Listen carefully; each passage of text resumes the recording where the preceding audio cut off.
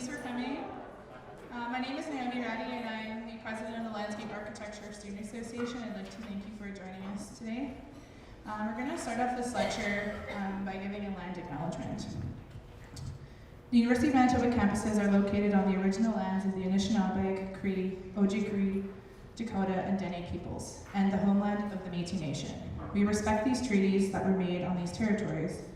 We acknowledge the harms and mistakes of the past, and we dedicate ourselves to move forward in partnership with Indigenous communities in a spirit of reconciliation and collaboration. So with that, I'd like to hand it off to Dietmar now to introduce our lecturer tonight.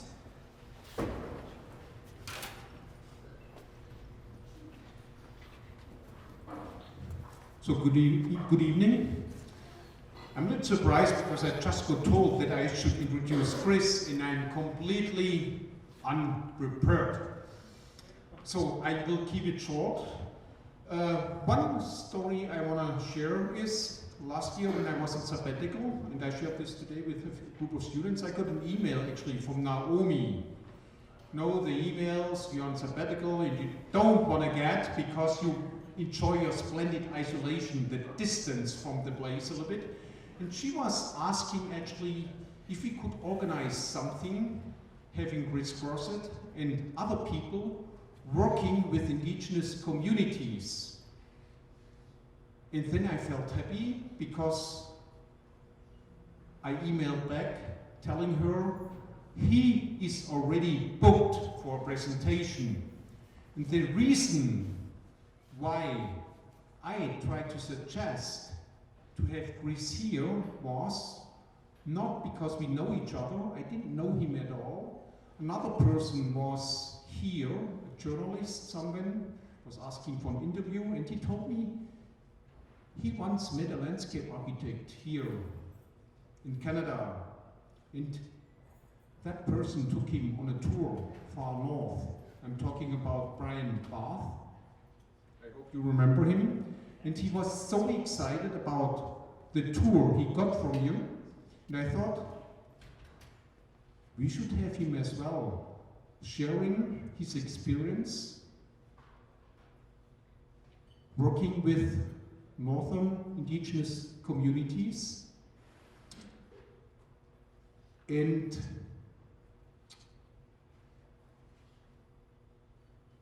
I'm so happy that you found time to join us tonight.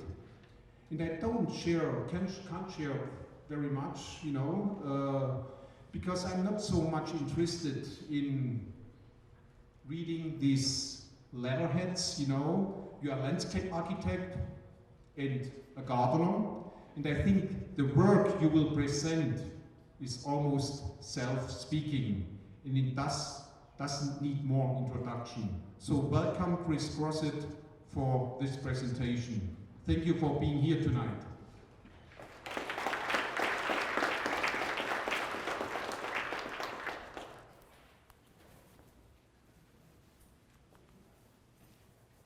Never been mic'd up like this before. So can you hear me in the room?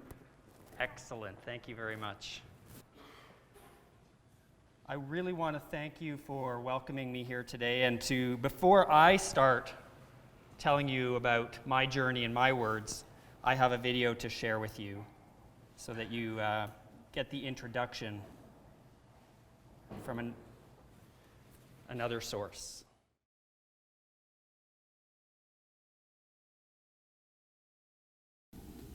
Hello everybody, I'm Murray Sinclair. I'm the chair of the Truth and Reconciliation Commission of Canada. I want to talk to you for a few minutes about the issue of reconciliation, something which of course is very important to us here at the Commission, but also is of interest and importance to a lot of people in Canada.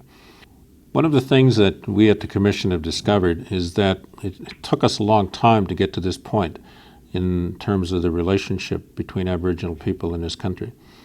7 generations of children went through the residential schools. And each of those children who were educated were told that their lives were not as good as the lives of the non-Aboriginal people of this country. They were told that their languages, their cultures were irrelevant. They were told that their people and their ancestors were heathens and pagans and uncivilized and needed to give up that way of life to come to a different way of living. At the same time that that was going on, non-Aboriginal children in the non-Aboriginal school systems of this country were also being told the same thing about Aboriginal people. So as a result, many generations of children, including you and your parents, have been raised to think about things in a different way, in the wrong way, in a way that is negative when it comes to Aboriginal people. And we need to change that. It was the educational system that has contributed to this problem in this country, and it's the educational system, we believe, that's going to help us to get away from this. We need to look at the way that we educate children. We need to look at the way that we educate ourselves. We need to look at what it is that our textbooks say about Aboriginal people. We need to look at what it is that Aboriginal people themselves are allowed to say within the educational system about their own histories. In addition to that, we also believe that what's important when it comes to looking at the way that children are educated is to understand that because it took us so many generations to get to this point, it's going to take us at least a few generations to be able to say that we are making progress. We cannot look for quick and easy solutions because there are none. We need to be able to look at this from the perspective of where do we want to be in 3 or 4 or 5 or 7 generations from now when we talk about the relationship between Aboriginal and non-Aboriginal people in this country. And if we can agree on what that relationship needs to look like in the future, then what we need to think about is what can we do today that will contribute to that objective. Reconciliation will be about ensuring that everything that we do today is aimed at that high standard of restoring that balance to that relationship.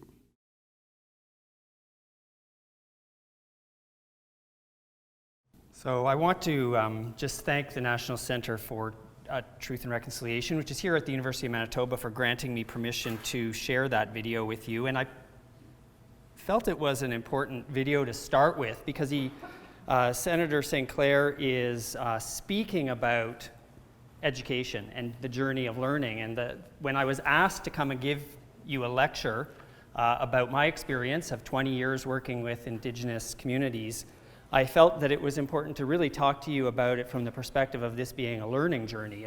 I'll share with you tonight my own personal learning journey, but I'll show to you, I think, with the topics that I'll introduce and we can discuss later, that this is a journey for all of us. I personally, I'm a non-Indigenous person, and I want you to be aware of that.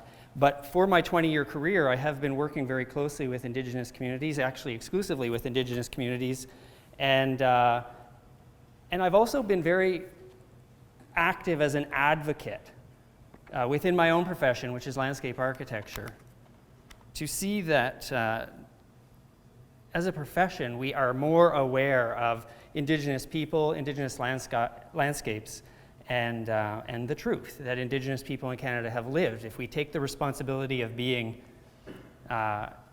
designers and professionals working on building community, we need to understand all the communities that we work with. So tonight I hope to inspire you to think about your own roles as designers. I want you to understand that when you do your work with communities, you have to approach it from a place of respect and a place of knowledge. And so tonight I'll explore a little bit through my own experiences with you, some things that I hope that could help you progress on your own learning journey. Before I get started, I would like to just get to know the audience a little bit. I did this lecture earlier in the week in University of Guelph, and I asked a few questions of the audience, and they're extraordinarily polite in Upper Canada, and they all put up their hands. But I'm going to ask you questions, and you can feel free to shout out or vocalize in any way that you'd like. So I just want to get a sense of who are in the room. So I would like to first know who's in the planning program. Excellent. What about interior design? Okay, and architecture? Excellent. Wow, that's a big group. What about those landscapers? Well, I was hoping at least by calling you landscapers, you guys would say something, shout back at me. No, landscape architecture, and I'm a landscape architect.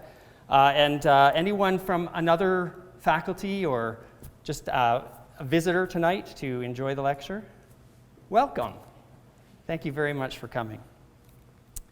As a landscape architect, I've been really fortunate since the very beginning of my career to work in all 3 territories, as well as other parts of the country, exclusively with Indigenous communities.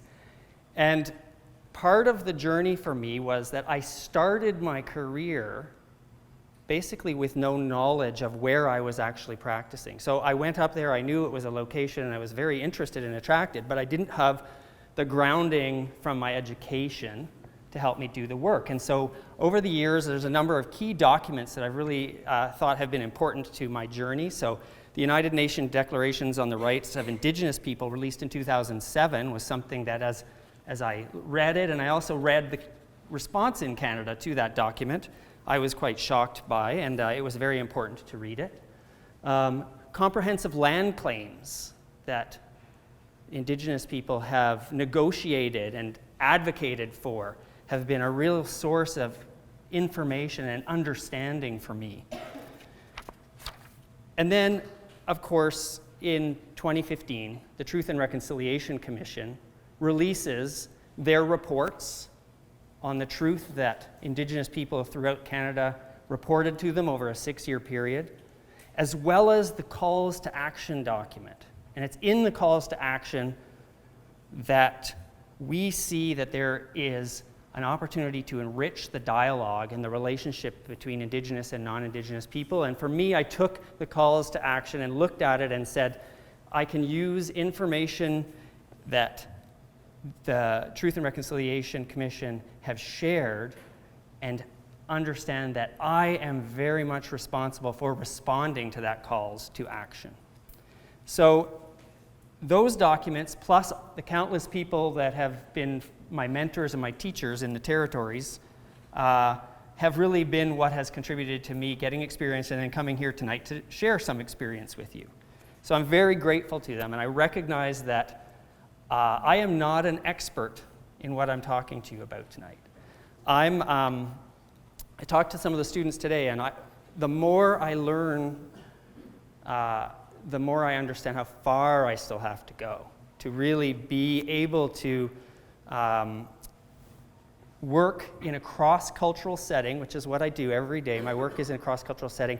I acknowledge that I'll never be an expert in another group's culture, but I can be aware and build my own consciousness about my own culture and what it means to do work in a cross-cultural setting. And so, because of my ongoing involvement in my work, I'm doing a lot of personal work on this journey, but also people approach me and they ask me questions all the time. So the kinds of questions that I get asked are things like, what does reconciliation have to do with the design professions? Like, why is it important to landscape architecture? Or how do I interact as a non-Indigenous person with this community? Or how can I get work with that community? And it's because of these questions, I always go back to the same quote from the Honorable Senator Murray Sinclair, that it was in a press conference that he had. It was reported in the Winnipeg Free Press, actually, this quote, and it was just prior to the release of the Truth and Reconciliation Commission reports. And he said, "We have described for you a mountain. We have shown you the path to the top. We call upon you to do the climbing." Now, having listened to Senator Sinclair, I noticed that he selects words purposefully. And so when I see a quote like this, I understand that he's using action-oriented language, and I'm particularly drawn to this quote because it's the language of landscape as well. And so when I see that he says, "We have described for you a mountain," I know that when he's speaking, he's not saying we, the TRC. I believe that what he's saying is we, the Indigenous people of Canada, have described for you a mountain, and the mountain is the truth. The truth that every First Nations, Inuit, and Métis person in Canada has lived in the past, the present. And when we look further into his quote, he's questioning where we're going to go in the future. And so he says, "We have shown you the path to the top." So they've done work. They've been advocating for their rights. they've put together the response and the calls to action, and that's the path. We need to follow the path. He says there it is, and it's a challenge. Are you going to follow the path? Are you going to climb the mountain? He calls upon us to climb the mountain. So he is essentially saying to us, you must take action. You must put in the effort. You, the non-Indigenous people of Canada, is who I'm directing this call to. And I take that really very much to heart, because in my work every day, I support and work alongside Indigenous communities. So I feel that he has laid out a path towards reconciliation. And then that brings me to ask questions about the terminology that is in the documents. And so I want to talk a little bit about some of the terminology that is used, that I'll be using tonight, so that you at least understand where I'm coming from. You can disagree, but I'll tell you where I'm coming from. So the term reconciliation, I want to start there. It sets the framework for what we're talking about across Canada at this time. And I have spoken with Indigenous people who have quite rightly pointed out a problem with the word reconciliation. What has been pointed out is that how can you reconcile a relationship if it wasn't originally founded from a place of equality and working together? So that means you have to understand the history of the relationship between non-Indigenous and Indigenous people in this country to understand that perhaps the foundation of the relationship wasn't equal. So how do you reconcile, go back to something if it wasn't equal? How do you restore a relationship? So I looked at what the Truth and Reconciliation Commission defined the terminology about, and they define it in the documents as establishing and maintaining a mutually respectful relationship between Aboriginal and non-Aboriginal people in this country. So what the Commission is describing when they talk about reconciliation is an action-oriented, a future relationship that must come into existence. So they're looking ahead as a reconciliation is moving towards this respectful, mutual relationship that's a shared connection that we have between cultures and communities and individuals in this country. And in order to achieve reconciliation, there has to be acceptance, recognition, and understanding of the truth. The term truth and reconciliation are completely inseparable in this context. And the truth is what people in the past who are no longer with us and people who are with us today have lived personally. It's also the legacy of what people in the past lived and have passed on to other generations of Indigenous people in this country because of their experience. And the TRC, by going around Canada and collecting statements from survivors of the residential school system, documented the truth. But what they also uncovered is that the truth isn't simply restricted to the residential school experience. It's much broader than that. And so we need to understand, and what I'll talk to you about tonight, is that the truth is about part of the system, the foundation, the way people in Canada think. And if you're a design professional, in all of our professions, we need to be very conscious about the way that we think and where the ideas that we have come from. Where is the foundation of our ideas? Because that has an impact on the way that we take actions in our work. And so tonight I'm going to just use one project from my career. It's called the Gallop Territorial Park. It's in the community is called Sinclair, and it's in the Belcher Islands. And I picked this project for the lecture tonight because I think it represents some of the aspirations that the Truth and Reconciliation Commission and specifically Senator Sinclair were talking about that I've just introduced for you.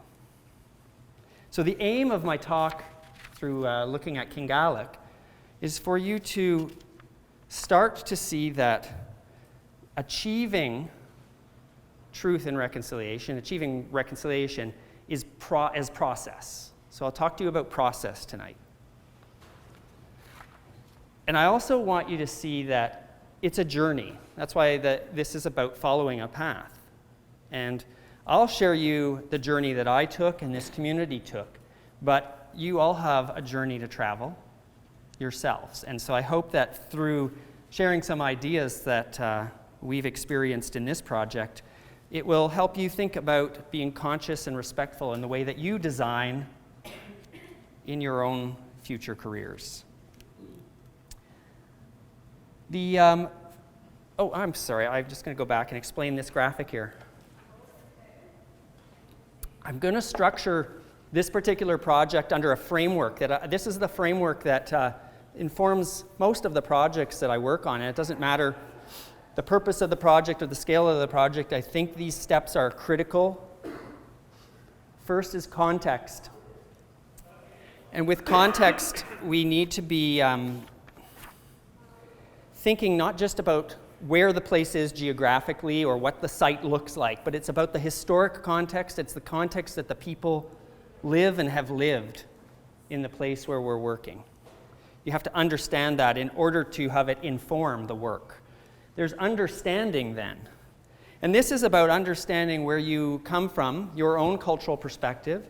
It's understanding the differences between Western or Eastern knowledge systems and Indigenous knowledge systems, and seeing that there's both opportunities and challenges and various contributions that different perspectives can bring to the project. There's then awareness. So this is how do we examine where the project should go? And this is really about, what I'll talk to you about tonight is in the case of this project, it's the approach to doing the work. So I'll talk to you about some examples like the community engagement process, how that approach really informs the way that differing perspectives can be encouraged as part of design. And then action, this is where we look at the outcomes of planning and design from a community perspective and from community aspirations. And I'm going to give you a little bit of context to Sanikiluaq. So it's in, we go down here. Belcher Islands are in the southern portion, southeastern portion of Hudson Bay. It's actually one of the most southerly parts of the territory of Nunavut. The Belcher Islands are archipelago here, a very interesting grouping of islands. There's only one community in the islands. It's called Sanikiluaq, and it's in the largest island, which is Flaherty Island, in the center there. And the site that this project concerns is in red here, King Gallop Territorial Park. It's a peninsula just outside of the community. And the project started in 2010. And so I'm going to talk to you, it's a 7-year journey from the start to where I'm going to stop the story tonight. So when we started the project in 2010, the demographic profile of Sanikiluaq was 812 people, of which 95% identified as Inuit. 45% of that population were under the age of 15 at that time. So an extraordinarily large number of youth and children in a community of that size. And then of the working age population, and we defined the working age population in this community from age of 16 to 65. At that time, there was only 36% of the population who held full-time employment. The rest of the employment was either seasonal or contractual, or there was a very, very high unemployment rate and also a high rate of people who were simply not even seeking employment. So they weren't even being captured in demographic profiles. The average income was under $18,000 a year, which is below the national low income average at that time. And the cost of living in Sanikiluaq was almost 3 times higher than in other parts of Canada. So low income, high cost of living, large families with dependent children, and not a lot of opportunities for employment. Now, I want you to get a better sense of the context of where this comes from, so leading up to 2010. This is the community of Sanikiluaq, and it was formed in around the 1950s. There was a site, this was used to be called in English North Camp. This was a campsite. It was where people, some family groups had gathered around a few services. But in the 1950s, the government of Canada began to relocate people from around the islands and bring them into this location by centralizing and putting all of the services in one area to manage the services, but ultimately also to manage the people. Prior to that relocation, families lived in harvesting locations spread all over the islands in smaller family groups. They would move with the seasons, and the harvesting sites were sort of gathered around places like the channels and the bays and flat open spaces that had higher biodiversity. And then the biodiversity would change by the seasons. So some areas could be harvested all year round, and other areas you would need to move to access food sources. And so the community was very much spread out over a larger geographic area at the time. When Inuit were relocated to this location, suddenly the harvesting started to get centralized around that center island, Flaherty Island. And so families, after being relocated, there were more families using some of the harvesting sites. So the pattern of harvesting was changed at the same time when relocation happened. And it's very important to understand that. So more people using the same sites, and sites that were accessible within a day's walk or a couple of days' walk were used even more, because families, not all the families had the resources or the equipment to travel further back to other harvesting sites. And even today, or in 2010, not all families could afford the boats and the snowmobiles or the gas needed to get them to the other areas of high biodiversity within the islands. So these sites close to the community are under a greater deal of harvesting pressure. Now, when my work with the community started in 2010, that wasn't actually the start of the program that we were working under. So in 2010, the project that I started on was sponsored by the government. It was called Attractions Development. And this was an idea of how do you stimulate economic activity in these smaller Nunavut communities. But that program kind of goes back to the earliest days of the territory of Nunavut, so back into the 1999 and 2000s, when the government policy really was looking to see how do we stimulate economic activity. And in the Belcher Islands, opportunities that were being explored were things like non-renewable resource development, because the islands are made up of a sedimentary rock that's very high in iron ore. There were cultural industries. So the soapstone of Sanikiluaq is very pure, and the carvings, the artistic expression of women who were weaving these incredible grass baskets, as well as sewing products made from the collected down of eider ducks, and there was a very high population of eider ducks in the islands. These all were cultural industries that were seen as having economic opportunity.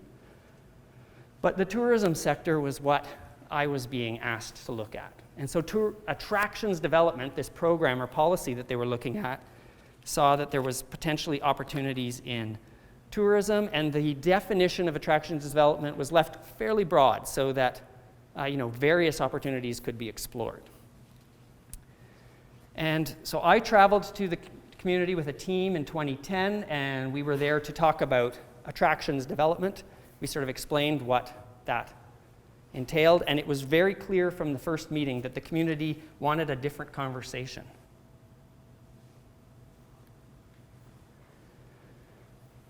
What I heard at those initial meetings was that the community was interested in economic development opportunities. That was important to them, but it wasn't the only concern that they had.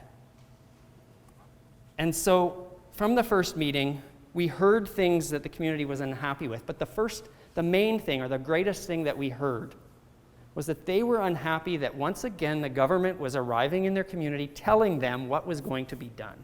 So this notion of showing up and saying, we're here to study or create economic activity through attractions development, was received in the community as an outside force, the government in this case, or the group that we were representing, coming in and telling them this is the solution that's going to be brought to your community. I want you to think about it in this terms. Residents of Sanikiluaq had been sent to residential schools. Some of those individuals who survived residential schools were still living. Others had family members who had passed but were deeply impacted by residential schools.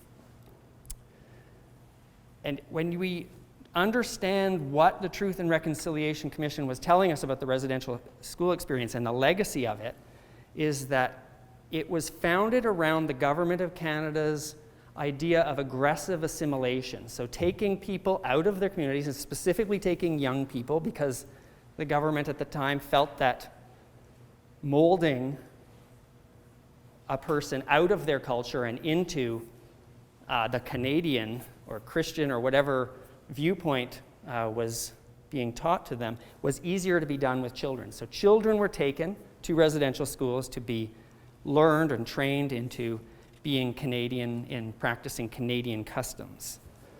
And so this is the idea of the government coming in and saying this is the solution to the Indigenous people of Canada, as you create residential schools and you take their children and you move them away.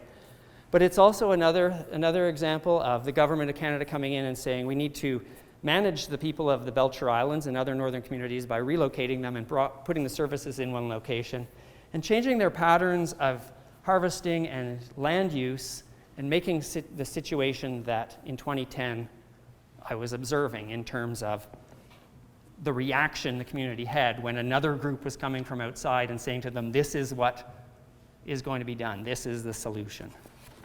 I don't think it should be a surprise to any of you that we were viewed with mistrust. It certainly wasn't a surprise to me. So the question is, what do you do as the non-Indigenous person?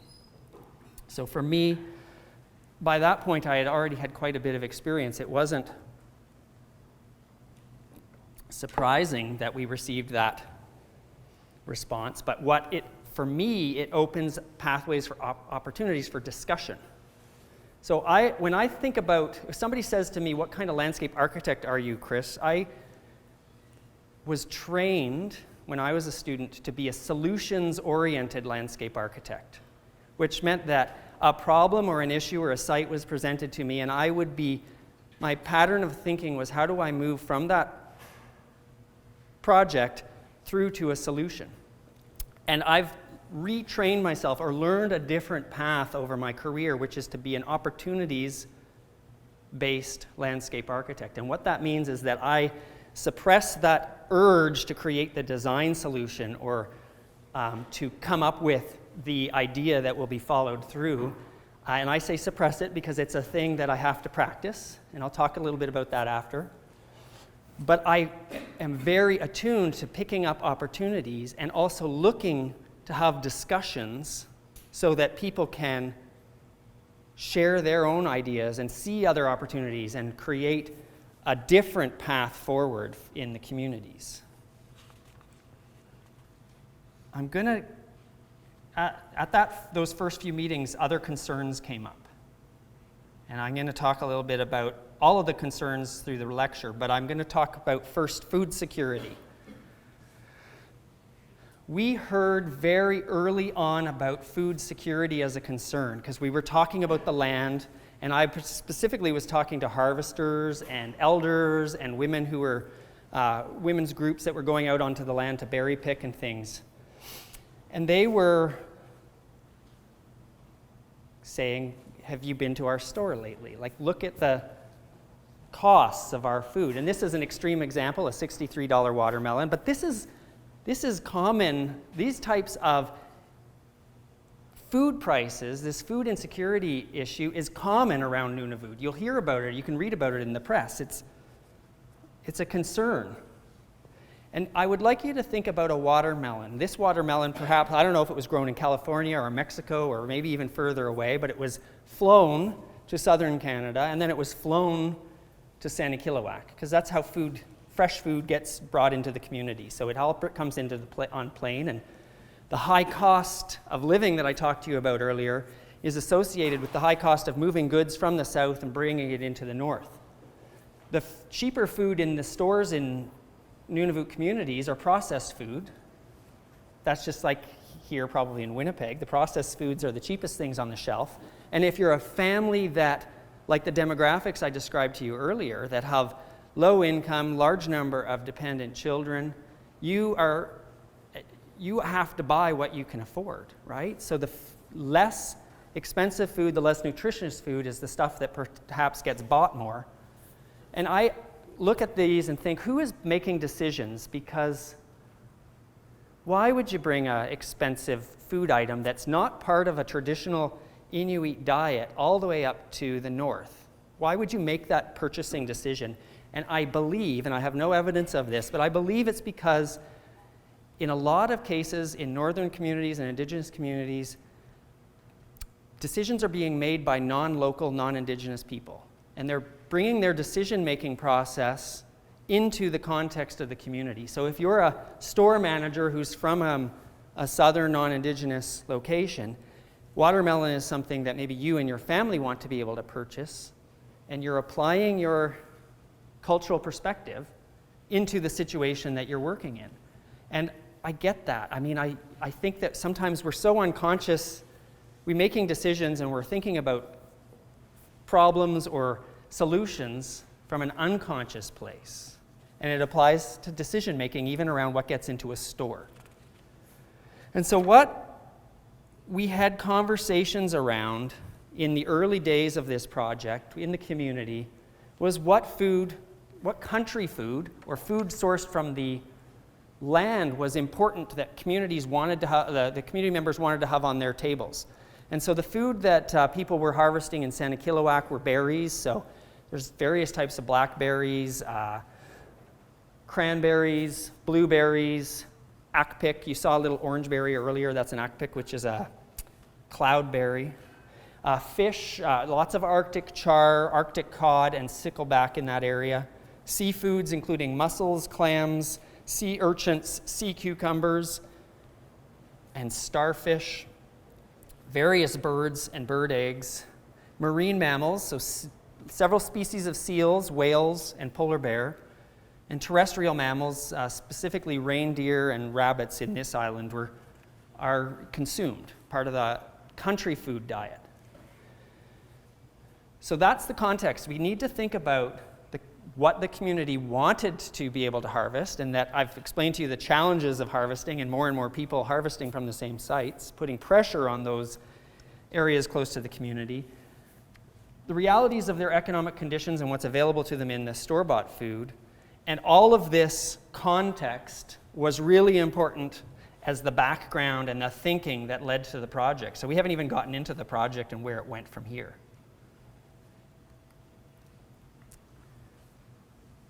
When I'm going to jump out back 20 years for a second. When my very first year in Nunavut, I was working on a historic site with a group of elders, and one of the local project leaders, his name was Johnny Ningyongan. Johnny was with us at the site visit, this incredible former habitation site, and he said to me, I want anyone that sees this land to see it with an Inuk's eyes. So I'm 1 year out of university like yourselves, and what I heard that day was that I should make interpretive panels for the site and create an opportunity within the site plan for interpretation so that Johnny could tell his stories of what he wanted a visitor to see. And that wasn't what he wanted me to learn from his message. That was not the right understanding that I had.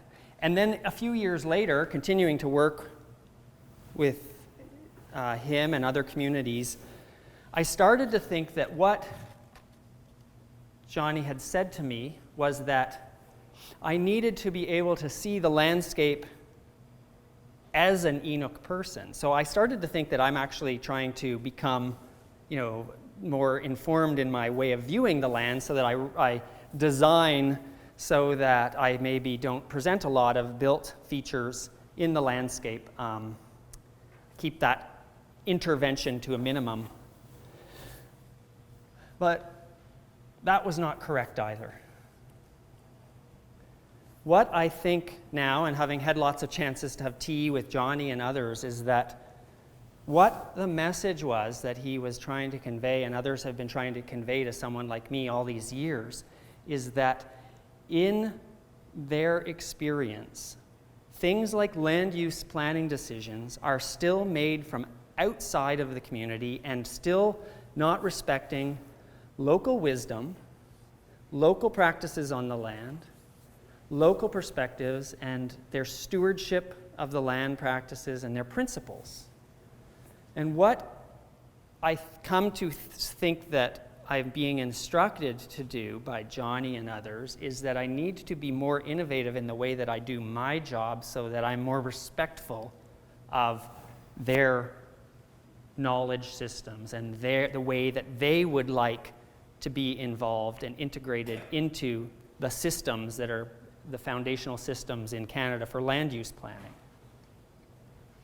And I see this as all connected to the whole process of reconciliation that we're traveling together. It's about learning and really being able to be self-critical and think through and acknowledge that we have to be more innovative as non-Indigenous people who are doing planning and design work. I'm going to explore a little bit more about Indigenous knowledge. From the things that I understand, in the Nunavut context, Inuit Kaimaitukhangi, which is the sort of world view of Inuit, the principles from which their belief system and their technology and the way that they pass knowledge from generation to generation, so that their knowledge about, say, the visible things in the landscape, how to interact with animals, is shared and understood, but also so that the intangible things in the landscape, or the connections that they have culturally with the land and with the resources of the land, are shared in a very spiritual and sort of sacred way. These are all caught together in what Inuit Kaimaitukhangi is trying to communicate to us, and it's complex, just like all of us who have our own cultural background. Trying to explain your cultural background to someone who's not from your culture, this is almost an impossibility, I would say. But we need to, what I've been finding through my work is that my role in the project is not to be the lead in any one area, but it's just to show up and ensure that what I'm bringing to the table and what the local people in the community are bringing to the table is being balanced. And that brings me back to the definition of reconciliation. So, and this happened a few weeks ago. I was working with the bookkeeper in the office, and she said, "Oh, I've got to reconcile our accounts."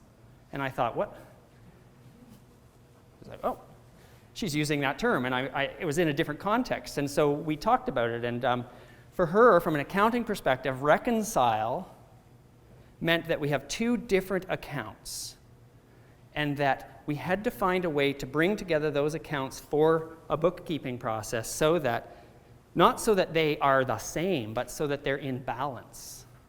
So the information in the two separate accounts needed to be finding their balance. And to me, it was very interesting, because I took it to some of the lessons that people in the communities have been teaching me about working together, and that the process, the approach to doing the work I do, is about finding balance between the non-Indigenous and the Indigenous way of seeing, or the knowledge that we all bring to the projects. And I'm going to use this slide to talk about one aspect. Avatidinik kamatsialnik, and I didn't say that quite right there, but it's the principle of respect for the land, the environment, and the wildlife. And if you're a landscape architect or a planner, you might think of conservation. I'm going to use conservation as an example.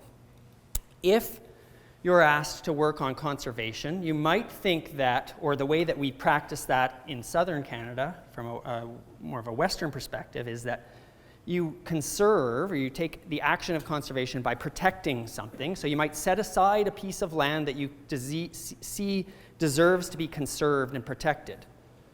And you put a boundary around that piece of land. And then you put regulations in place through a management plan that says this is the way that we're going to take action in the landscape to either permit or not permit something, or we're going to do an intervention to bring back something that we've decided is of value.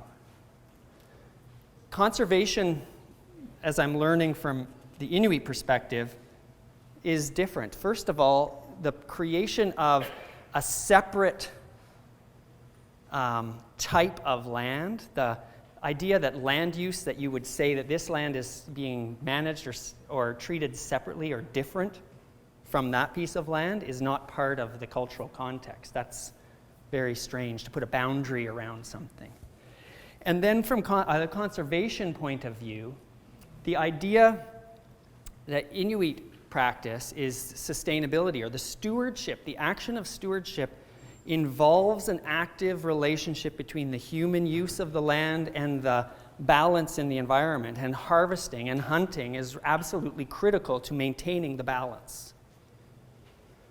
And so this is about a human-animal partnership in the way that they see the conservation approach. And this is very different, because if you think, we talk about, if in Western belief systems, some people think that hunting seals, and I'm using them as an example, is a very negative thing. And we've seen ad campaigns, and this is viewed from a Western perspective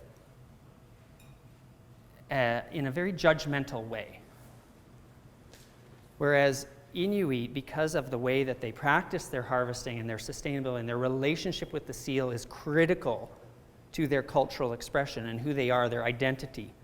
And so to disrespect their relationship and harvesting activities and the relationship that they have with the seal is to completely disrespect the culture, and it takes away from the dignity of the people. And I think it takes away more from our dignity than it does from theirs. And I'm going to talk about respect and dignity at the end of my talk. I just want you to understand that we might be using the same words, conservation, but we're coming at it from different perspectives. And so in my work, how do you move beyond these differing perspectives? Well, luckily in Nunavut, we have a Nunavut agreement, which is the comprehensive land claim for the territory. And it requires that land use decisions be done jointly between government and Inuit in the communities that are affected. So for the Gallop project, right from the very beginning, we've had a local advisory committee. And these are the gentlemen that were on the Gallop Joint Planning and Management Committee through the work that I'm going to start telling you about in more detail. So I'm going to go back to around that 2010, 2011, and we've identified that we were there to do tourism attraction, but we were hearing perhaps that wasn't what the community was concerned with. And so the role of the advisory committee was to ensure that there was a voice for the people of the community in the project. And so it was through the hard work of this committee that we started to see that we needed to have discussions around maybe where the project aspirations and priorities were at the community level, and then respond based on that direction. So through co-management, we started to find a different path forward. And so in this case, the project discussions led from the concerns of the community which were about things like food security and having a say, but also about some of the other things going on in the community. So around 2010, the international price for iron ore was going up. And as I said earlier, the islands are very rich in iron ore sedimentary rock.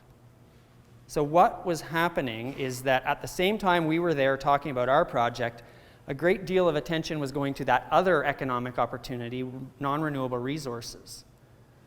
And the committee members, through some mapping exercises, pointed out that all around the community of Sanikiluwak, exploration permits were being issued. And the way exploration permits are issued, they're big, large areas in sort of rectangle blocks that are given for a certain amount of time to an exploration company.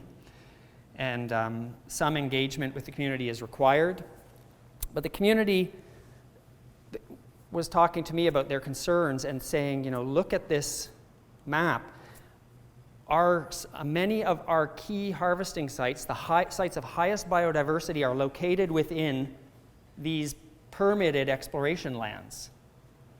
And the hunters that we were talking with were saying when exploration activities are happening, which involves helicopters and drilling equipment and setting up base camps, wildlife was moving further away. So there was disturbance being reported. And so what was already difficult for community members to access, country foods, harvesting foods, was getting more difficult because a competing activity that hadn't considered food security in the sort of permitting process was causing even greater challenges for the community. And because hunting is so important to the community, the committee made the decision that the refocus of the project should be around the protection of key harvesting sites. And the only key harvesting site at that time that wasn't under an exploration permit was that peninsula, Gallop. And so we looked at a number of sites in the Belcher Islands, but our attention began to focus on Gallop because it was very accessible to people in the community who didn't have equipment or money to buy gas, because they could walk into Gallop in a couple of hours, and they could walk to the very end of the peninsula, and it was at the end of the peninsula that the highest area of harvesting was going on within about 4.5 hours. So it was seen as a very important site. The thing that this highlighted for me, and it's kind of something that's come in and out of my thinking over the years, but Indigenous author Arthur Manuel wrote in one of his articles, "Colonialism is not a behavior. It's the foundational system in Canada."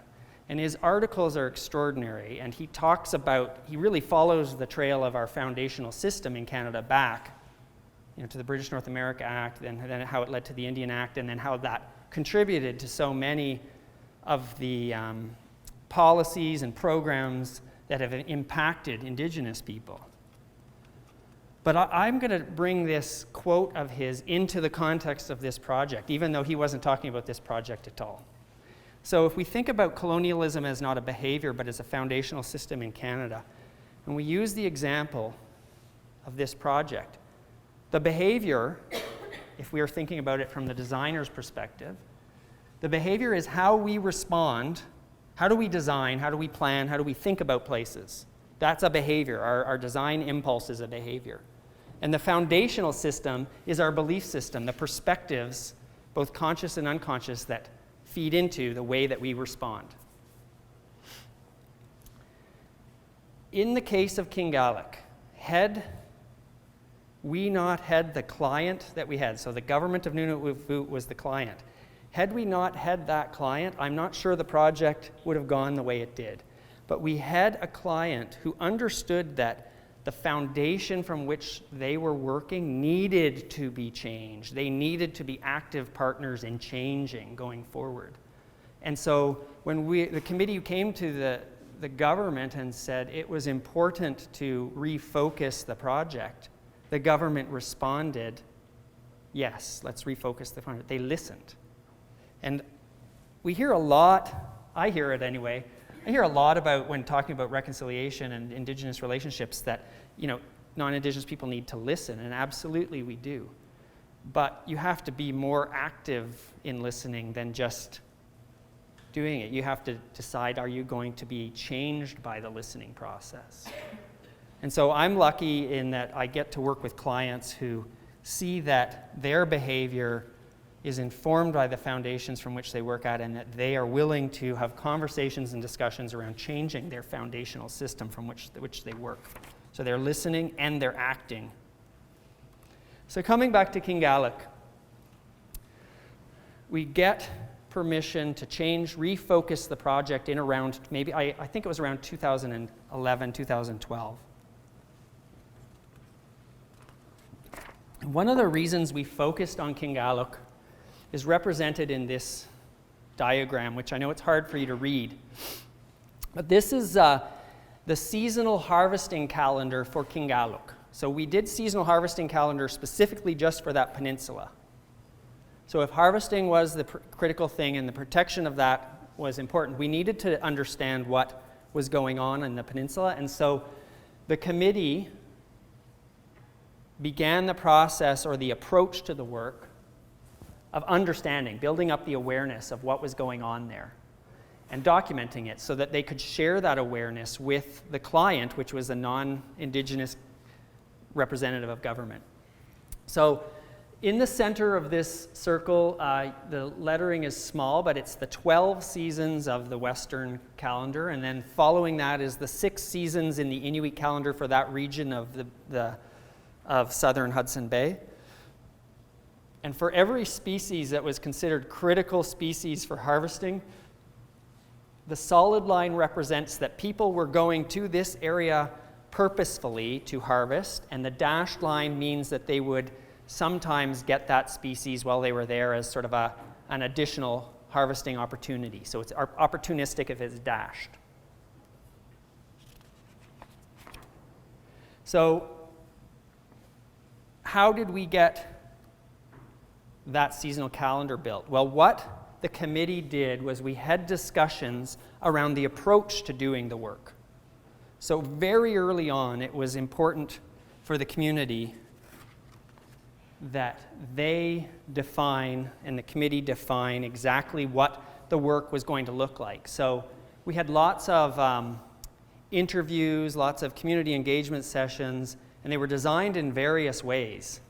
We didn't take a one-size-fits-all approach. So we would have meetings in the council chambers or in meeting rooms, but sometimes we would go to the high school or we'd go to the elementary school and have little working sessions with the youth. We created projects so that the Arctic College students could be engaged in the project and do some of the research and feed it back into the process. And whenever possible, we were on the land. And when we were on the land, we were bringing different knowledge holders with us, so hunters, berry pickers, so that they could show us exactly what they knew to be true about this piece of land.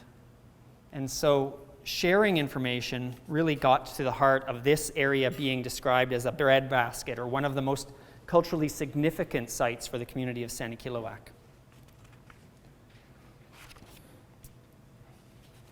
One of the things that was really important at this stage in the process is that we defined the term park from their perspective. So I talked earlier about Inuit don't see setting the land aside and managing it separately.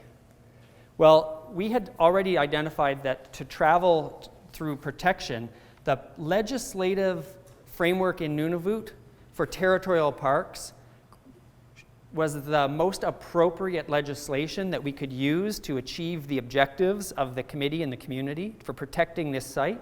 So we were starting to look at territorial park as the option, but if park is not part of their cultural context in the way that maybe I think of what a park is, again, we're back to a place where we're thinking about what we're going to try to work towards or achieve, but we're thinking about it differently. So the committee defined the park and the community defined the park as a culturally significant area where traditional land stewardship and cultural practices would be respected.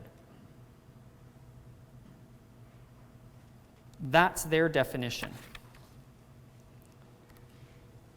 And this is really important, starting to respect their knowledge and what it is that they want to achieve. And through the activities of the committee at this stage in the project, we were starting to accumulate a lot of locally derived knowledge. The information that was collected was mapped from interviews, from meetings, from discussions, from open houses. And it was, the committee, we would discuss the information as it was being collected, and we took about 2 years for this process. And it resulted in, I'm having a brain freeze, but it's either 23 or 27 maps resulted from this process. And each map ended up being sort of themed, so travel routes in every season, or the mode of travel in every season, or the species, and what the species was doing. Was it nesting? Was it fledgling, if it's birds, or was it seafood, and where would it be located in terms of what's the condition in that area of the sea. And what's important about these maps is that wherever possible, the research, we tried to do it Indigenous-led, or at least Indigenous and non-Indigenous as the research partners. And I don't think I can underline for you how important this is. In the past, Indigenous people were the subject of research. And we need to be moving towards Indigenous, non-Indigenous partnership in research, and ultimately to Indigenous-led research. And why is this important? Well, I mentioned it to the students we talked to today.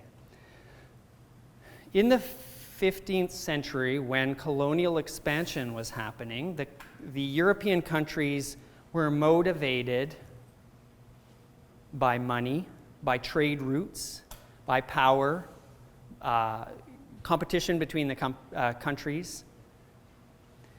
And along with their colonial activities to exploit the riches of the world, they were also doing research projects and collecting Indigenous knowledge and exploiting Indigenous knowledge for the benefit of Europeans. So things like traditional medicinal uses of plants. The period of colonialism saw an explosion of research activities, an explosion of knowledge being brought back from Indigenous people into Europe. And it really is the foundation of a lot of the way that research methodologies and practices then grew up over the generations and centuries afterwards. And so if we're going to talk about, if we go back to Arthur Manuel, if we're going to talk about changing our behavior, we have to understand the foundation of research. And if we're going to change research to make it Indigenous-led, we need to be doing that actively, because we need to be understanding that there is something that will be missed if research isn't done by the local people. And so, for example, what could be missed?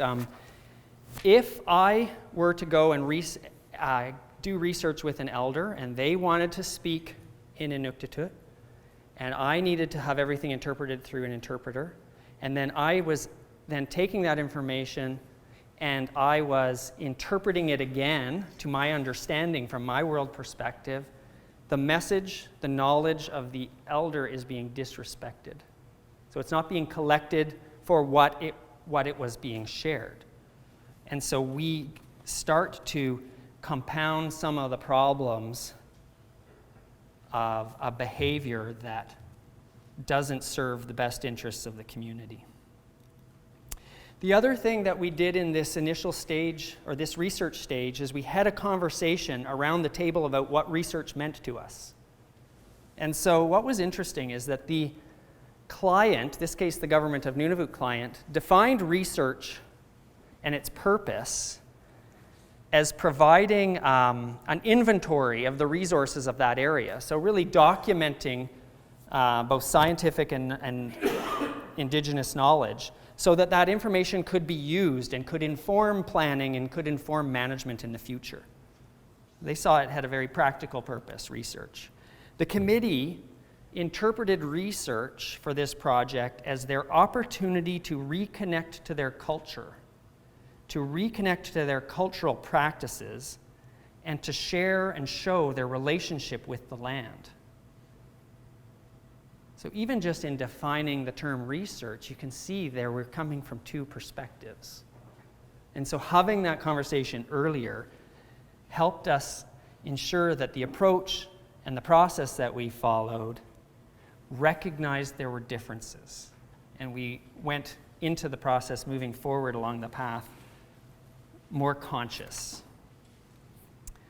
The work that we did ended up being put into what's called the Gallop Territorial Park Master Plan. It took 7 years to get the master plan completed from 2010 to 2017. And in the master plan, it's really the culmination of the community's aspirations for what they were trying to achieve when they first raised their initial concerns. And so they put in their master plan a vision for the park, which was that the park was a place that would protect and celebrate Inuit sustainable harvesting practices. To some people, the master plan may look deceptively simple. This is the master plan site plans for the area. And the way we got here, one of the things we had discussions around is how did the community want to see the land? And what did they want the uses of the land to be? So one of the first things we did after we'd collected the inventory is we took all the maps and we did an overlay map. And essentially, almost the entire peninsula was critical habitat to a species or was a critical harvesting area at a certain time of year. And so essentially, this was all culturally significant, this landscape. And the few very tiny parcels of land that were left over are represented in the brown spots. So these are the sort of leftover lands. And what that means is not that they're important or they can be dealt with separately, but we saw those as the way of saying, if we are going to intervene in this landscape, and we wanted to ensure that the intervention didn't have negative impacts on the habitat or the behavior of the animals, or didn't have a negative impact on Inuit harvesters, we should try to do development, any intervention, in a place that was perhaps going to have the minimal amount of impact. And so that's why the leftover lands kind of became the focus of the master plan and what the committee said they wanted to see there. And I'm just picking this one spot as an example. So this area it's hard to tell, but there's essentially two very large stone or rock outcrops on either side, cliffs. And it's an old channel. So the Belcher Islands are rising up from what's called Isostatic Rebound.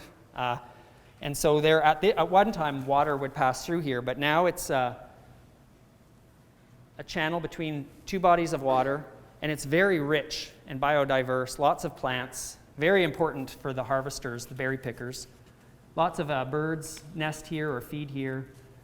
Lots of denning of rabbits and foxes in the area, and the cliffs are nesting sites for key birds. There's also over to the side some old sod houses or subterranean houses. So in the past, it was the focus of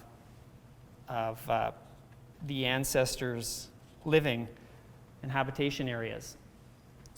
So when we wanted to do something in this area, the committee wanted to have a simple place where they could have prospects. So when they are out harvesting, they could see the landscape around it and what's there. So we picked a location in one of these, for lack of better terms, leftover pieces of land up on the rock outcropping, where you could see the harbor on either side, and you could see the entire green flatlands. And that way the harvesters can have ability to watch what's maybe in the area for their harvesting activities. And it was conveniently located because it also was well aligned with some of the travel routes that we'd mapped at different times of year, either by ATV or snowmobile. And so if somebody did have a need for shelter, the shelter was available. And we talked about the shelters in terms of how could it be built in a way that it was built in the community, so that we're not bringing in contractors and designers from outside the community. So the committee designed things that would be similar to their own cabins that they already build all over the islands, and maybe have some other features that represented some of the historic elements of the way that housing was built in the past.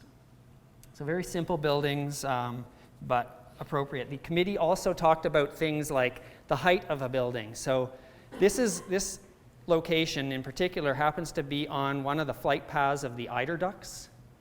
And through discussion with some of the hunters, they talked about how an upright human-built feature in the landscape could be seen by an eider duck, and that would actually make them change their flying patterns. And just beyond this area is an area where there's a lot of hunting blinds, and their hunting blinds are located there because that's obviously right on the migration route. So we didn't want to introduce something in our bad design decision that would then alter the flight pattern and then impact on the harvesters. So the local committee members were instrumental in figuring out what was appropriate in terms of design response. Ultimately, the master plan for this park is completely designed for the purpose of harvesters. So the main user group of this plan are Inuit harvesters, whether they're harvesting from the land or the sea. And tourism, going back to that original terms of reference for the project, is secondary. So tourism will only be occurring in Kingalip when the tourist or non-Indigenous, non-local person visits with a local guide. So that, for example, if I go there, I don't inadvertently harm the very purpose of what that park is meant to do. And also, it creates an opportunity for dialogue where the local perspective on what is Inuit traditional sustainable harvesting can be taught to me. So it opens up an educational opportunity. The park is always also intended to be a place for people to reconnect with the land. So we go back to the very initial context of the project. Many people, because they didn't have the resources to travel on the land, or the resources to harvest, or because of their experience with residential schools, had lost their connection to landscape and to harvesting practices. And so in the initial work that we did in the context, and talking to students and talking to elders and talking to berry pickers, having a place where Inuit cultural practices could be taught from Inuit to Inuit was absolutely a critical core purpose of this park. And so the park will, as we move forward in the next stages, have a very active educational program for it. So what I hope you can maybe take from this project is that if you're working with Indigenous communities and you're a designer, you have a huge responsibility, because all of us, in all of the areas that we are studying, are responsible for building community. In any community that we work in, that's a huge responsibility. The decisions we make, the designs that we bring forward impact on people's lives, real people's lives. And that is even more, I think, pronounced and more of a responsibility when you know that in the case of what we learned from the Truth and Reconciliation Commission is a history, the truth of how Indigenous people have been impacted by decisions made by non-Indigenous people for them, and the solutions that have been imposed on them and the consequences of that type of behavior. So the process that I've been following as a designer, as a landscape architect, is to really focus on context. And I would think that in the 7 years that we did this work, the whole 7 years involved thinking about context and really questioning context constantly. It was important in this journey to have my understanding clear and shared, to have the understanding of the committee members and the community members shared, and the client understanding shared. And through that, we could come forward with our solutions for this park with awareness. And finally, the actions that have been recommended. And we're not finished, so I'm going to Santa Kilowak next week because we're going to continue on, and we're now going to start the next phase of thinking about the future of this park together. So the actions are really about the path, so that if we still need to make changes, so we go back to that foundational system that this park and this community has experienced, we need to understand that whatever actions go forward are having a foundational change for the benefit and to serve the aspirations of the community. And that is going to bring me back to something that I saw today. We were with some students today at the Human Rights Museum, and there was a large banner in the museum, and it said, "All human beings are born free and equal in dignity and rights." And I was thinking about that quite a bit because I talk a lot about respect and dignity, and sometimes what I've noticed is that when I talk about just respect and dignity with people, they often think those terms are synonymous. And I would like to say to you that they are not synonymous terms. So if you are born with dignity, the actions that are demonstrated towards you that are respectful reinforce that dignity, and the actions that are directed at you that are disrespectful undermine your dignity. So if we go back to what Arthur Manuel said, which is that colonialism isn't behavioral, it's a foundational system. We can apply that, I think, to design as well. If we think about the role of the designer is to demonstrate respect, that is our behavior. So if everything we do, if we think about, in particular with Indigenous communities, the context, the awareness, the understanding, and the actions as an act of respect and trying to change the foundation of and move us towards reconciliation, the foundation of our systems and our designs in our communities, I think that we may not be able to restore dignity to those who have had it taken from past actions, but we do have the chance, as the TRC is asking us to do, to change the future and move towards a more respectful, mutually beneficial relationship. But we move towards dignity, and it's dignity that we can all share in.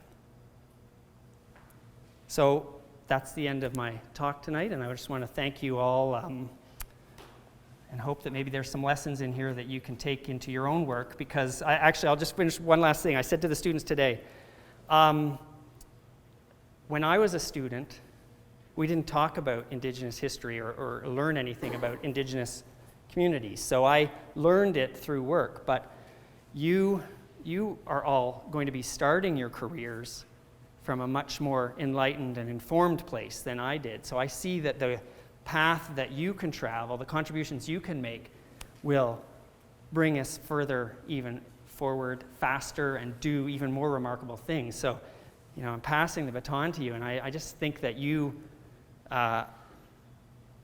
what you're going to do is so important, and I think that if you do work with Indigenous people, you can make such a big difference, and it'll be very rewarding for both Indigenous and non-Indigenous Canadians. So, thank you very much.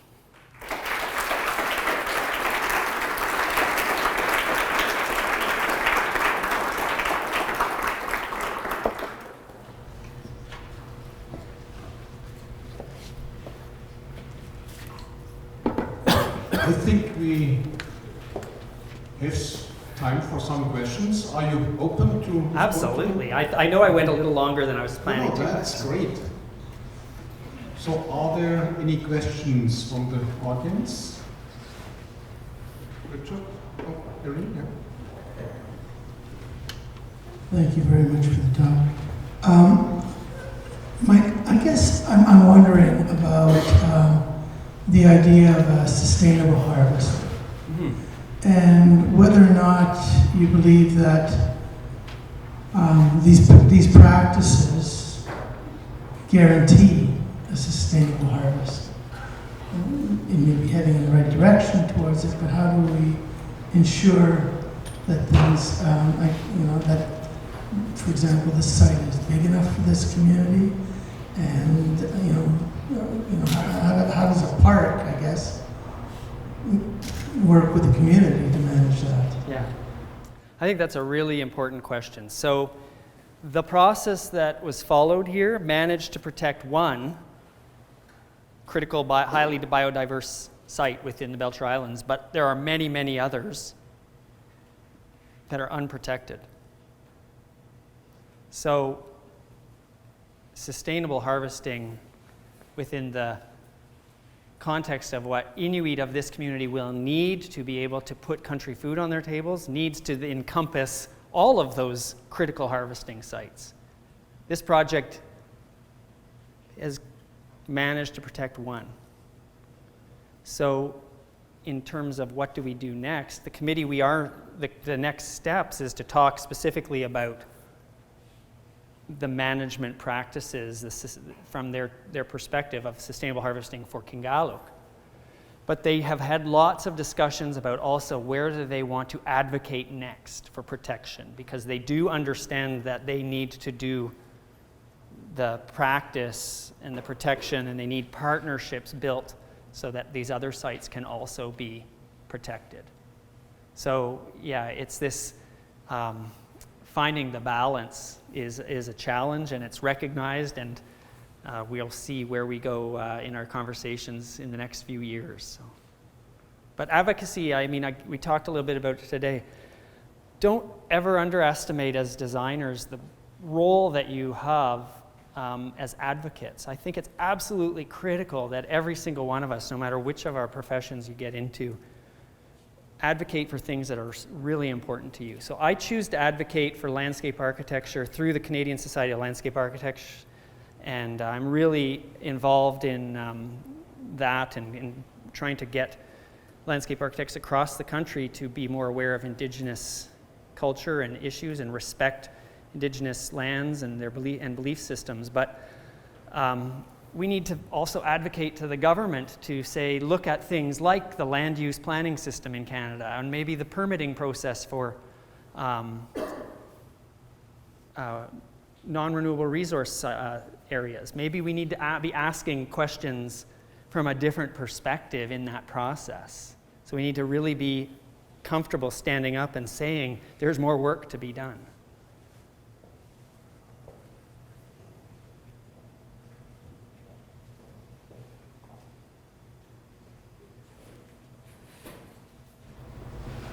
Thank you for your presentation. I don't know whether you share this sense, but the process that you followed is applying the truth and reconciliation process to your practice to landscape architect. Is that fair? I think that it's my attempt to do it, and I'm very aware that it's a learning process, and it's an approach that I think is it's not me applying the approach, because we create the environment where the community and the committee can create the approach together, and the client, for example, the government, created the approach together. So I think we're trying to practice the principles that the TRC is asking as a model going forward. I think it's still a bit early to see if maybe we're going in the right direction or if we could do better. I think we can probably always do better, but I do hope that we're practicing the right approach.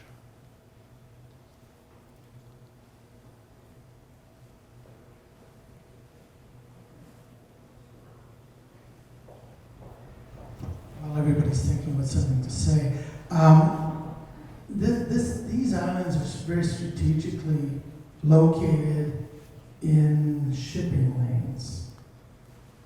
Was there any, you didn't talk about shipping at all, and how this is going to change things there. Is that part of the conversation? These, we actually, luckily the islands are actually south of what will be part of the Northwest Passage shipping lanes, so they're out of that. We did talk about cruise ships, though, quite a bit, right at the very beginning of the project, probably the first 2 years. And actually, in one of our very first meetings was the weekend at the Costa Concordia. You know that cruise ship that ran aground, I think it was in Italy? That hit the news, and so it actually was talked about for that whole visit. It was in those early days of still sort of focusing a bit on tourism. So the community's concern very much looked at shipping and what's the impact on the waters and particularly the marine mammals. That environment is so critical to them, and the ice environment's so critical to the people that they were very aware of the impacts of shipping. But even more important for their ice environment is that the Belcher Islands are just to the east of where they're, and I'm drawing a blank on the name of the large Hydro-Quebec Dam. But there's a very large dam on that side of Hudson's Bay.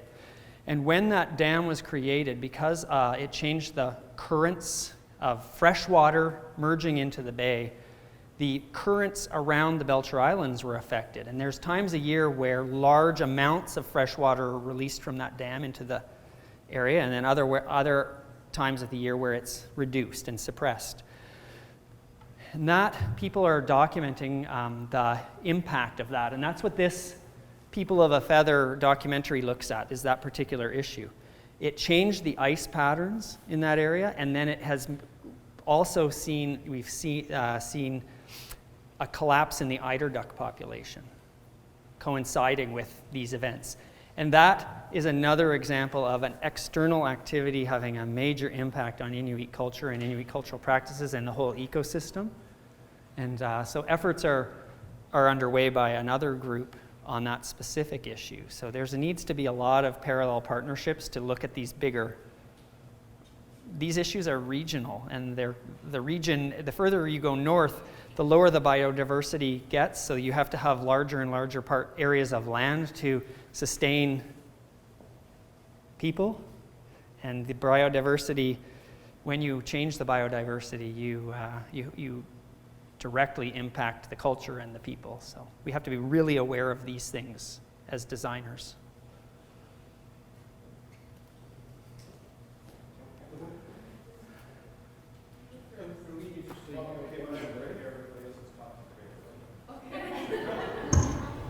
Hello. Hi.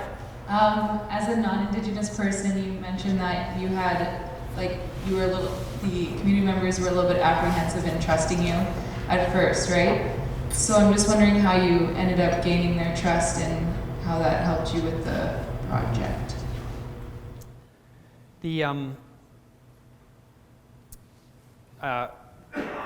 Because I go into these projects quite conscious, and so if I'm traveling with, say, a client or we're presenting something, it's all about being open for discussion. So I think I've watched a lot of non-Indigenous people go into communities and they going in with that solution mindset, right? Doesn't matter if they're planners or if they're going in to be, doing a finance clerk or something. They go in thinking that they can solve a problem. And I don't start from that perspective. And I think by being open to discussion and hearing things, and sometimes I hear very uncomfortable truths and things get, said.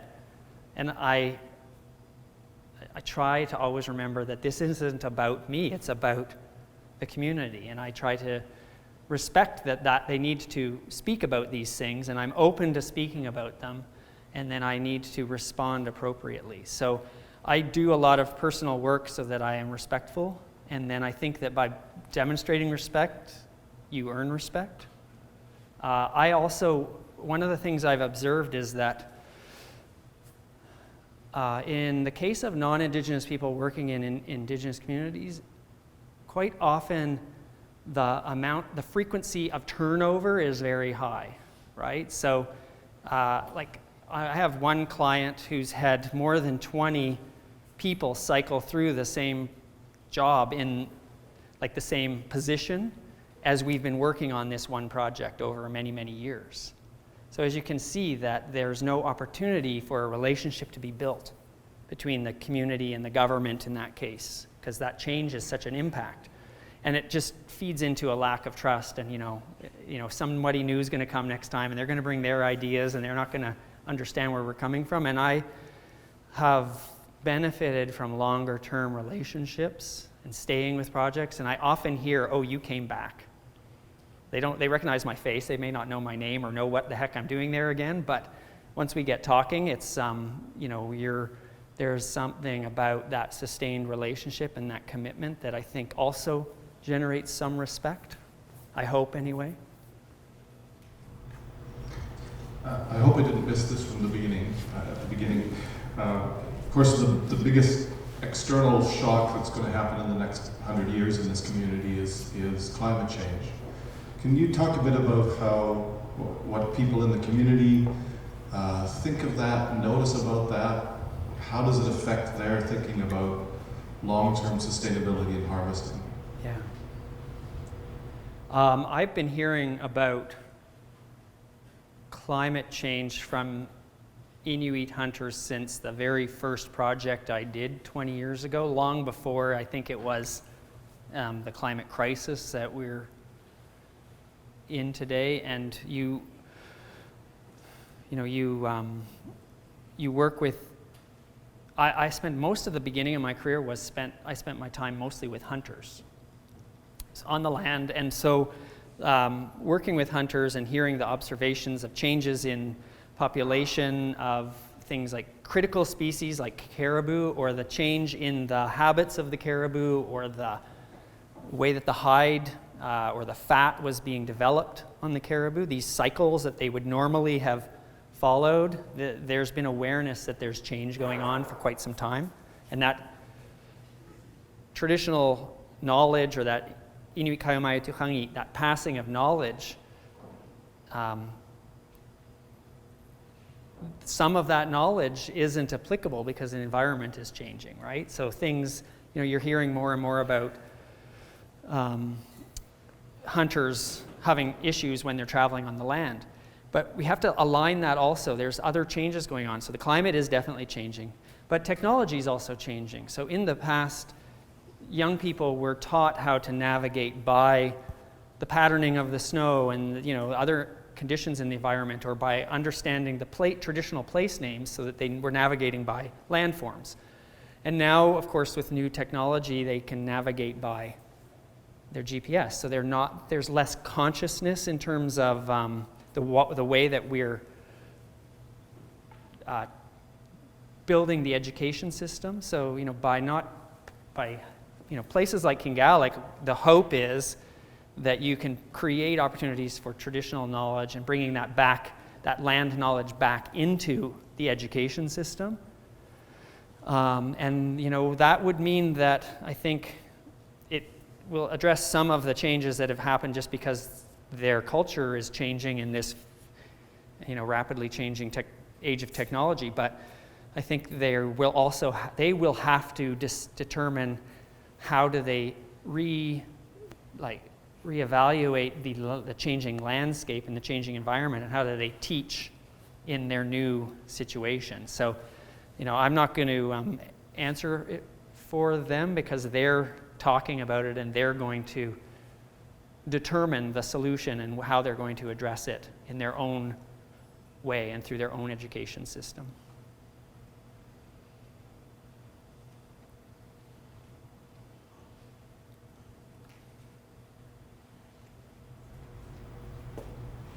I take advantage from having the mic. I have one question as well. Okay. So, Chris, great work, and also how you try, or how you give voice to the landscape while collaborating with the community and people from the community. When you showed your image, with the committee, when I read the names and when I was looking on the images, I just saw males. Yes. Where are the voices from the women? So this is an important question to ask. I work with a lot of these co-management committees, and this particular Sanikilu committee is the only one that did not have women on the committee at the end of the project. When we started the project, there were women on the committee, but they had childcare challenges. So the work that had to be done they had either their own children or they had grandchildren, that they simply didn't have the resources or the ability to get childcare. And so continuing with the committee was a challenge. And we recognized that, and to be perfectly honest, we didn't come up with a solution on how to assist them with that. And it meant that they didn't continue with the project. And so essentially, I have several other projects where really digging even deeper and thinking about critical issues. So I did a project a number of years ago where we were teaching construction techniques with stone, so that the traditional knowledge and the traditional ways of building with stone could be reintroduced to the men in the community. But some of the men were not showing up because we learned that they didn't have enough food in the house to have a breakfast that would sustain them for the energy they needed to do this physical work. And so, the project could have failed at that time, but we had to get creative and find a way to bring a breakfast program into the project. And so in the case of this, as we move forward with this work, because it's continuing, we need to be thinking about how do we make sure women are on the committee, and how do we ensure that it's a more balanced perspective. And the rest of the project, other than the committee, was very balanced. The interviews were balanced and the community representation was balanced, but just not the committee structure.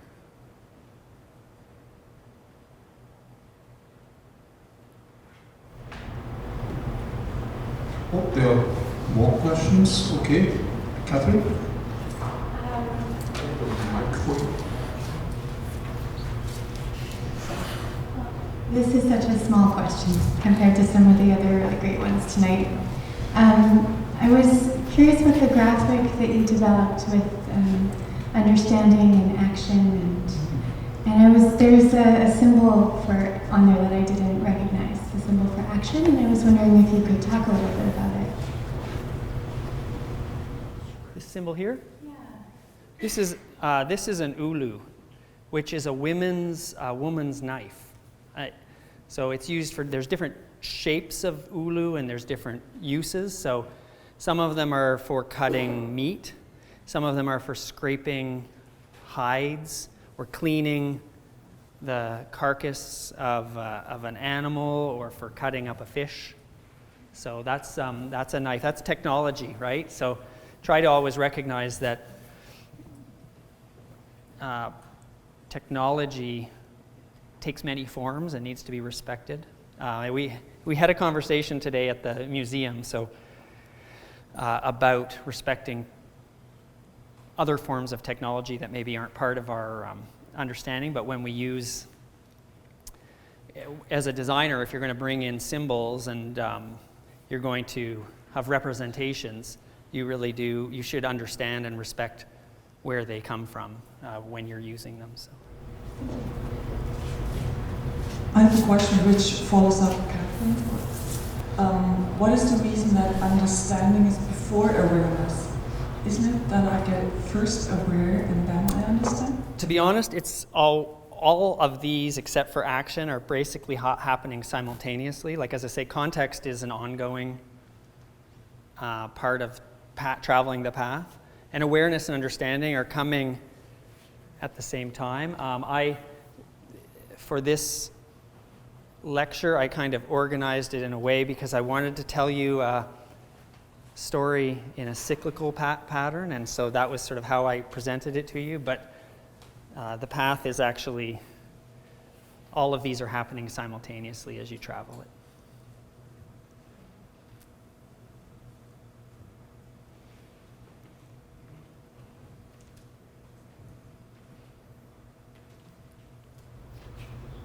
I think we took a lot of your time. Oh, it's fantastic. So thank you very much. And when we look at the audience, what do you think? I think there's so much hope. So many young people are attending these lectures and presentations. I think. But I'm a little bit disappointed by the attendance of, not too many colleagues are here. But maybe that's the generation.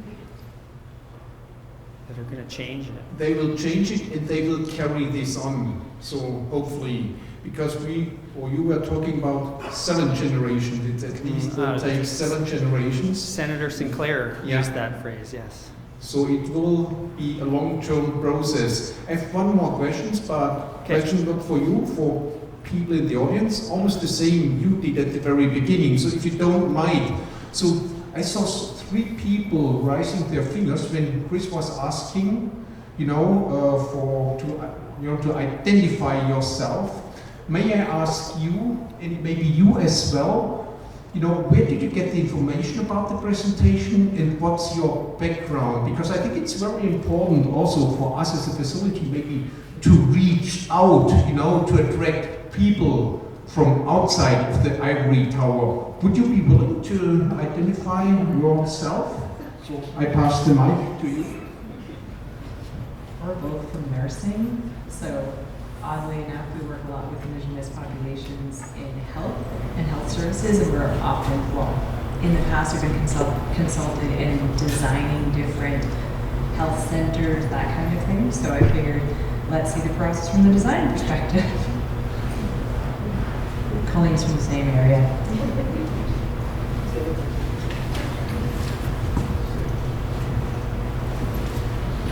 I graduated from this faculty in 1975, and I've worked as a professional planner, working with rural communities in Saskatchewan, Manitoba, and trying to practice some of what you're practicing, trying to work in a manner that fits with the community and works for the community. I found out about this through the Manitoba Professional Planners Institute website. So thank you very much for coming. It's great. I'll add one thing in that we're both in health doctoral programs with different programs, but in the same class. But we were encouraged as part of our course to come out. We were encouraged as the course we're taking right now to come out and engage in different venues, but around the same issues, right? And to me, like this is, thank you, your work's amazing, but I really have an interest in it, intersectoral work, and I do have some hope someday that we will just all come together with the climate action that needs to happen and truth and rec, and it's needed, and we need to do more of that. I think we all need to branch out into different areas and learn from each other. So thank you very much. Okay, thank you. May I ask you for an applause?